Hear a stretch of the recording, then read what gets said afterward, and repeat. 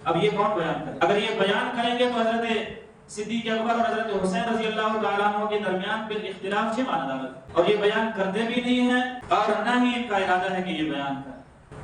امیر المؤمنین خلیفہ بلا فصل سیدنا صدیق اکبر رضی اللہ تعالیٰ عنہ نے مسجد نبی علی صاحبہ صلی اللہ علیہ وسلم میں نماز باجماعت پڑھائی اور پھر وہاں سے نکلے۔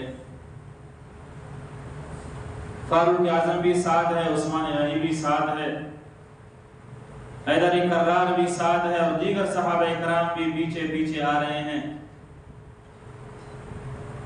مسجد نبوی علی صاحبہ صلی اللہ علیہ وسلم کے سامنے کچھ بچے کھیل رہے ہیں۔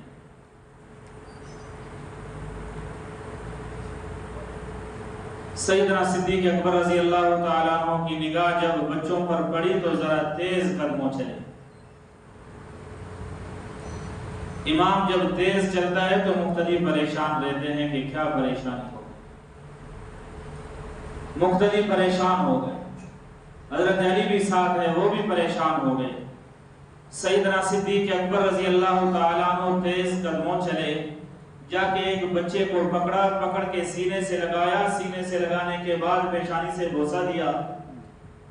میرا وجدان کہتا ہے کہ سیدنا علی بن ابی طالب رضی اللہ تعالیٰ عنہ نے یہی سوچا ہوگا کہ امیر المومنین بھول گئے۔ اس نے شاید اس بچے کو اپنا سمجھا تھا، مگر یہ اپنا نہیں ہے۔ آگے بتا دیا امیر المومنین آپ کو پتا ہے آپ بھول گئے ہیں، یہ ابو بکر کا بیٹا نہیں، یہ علی کا بیٹا ہے۔ سیدنا صدیق اکبر رضی اللہ تعالیٰ عنہ نے فرمایا علی آپ کہہ رہے ہیں کہ میں بھول گیا ہوں، میں بھولا نہیں ہوں، میں جانتا ہوں یہ بیٹا علی کا ہے، مگر صرف رسول اللہ کا ہے۔ یہ علی کا بیٹا ہے مگر نبی کا پیارا ہے۔ میں جانتا ہوں یہ جگر گوشے بطول ہے مگر صدق رسول صلی اللہ علیہ وسلم۔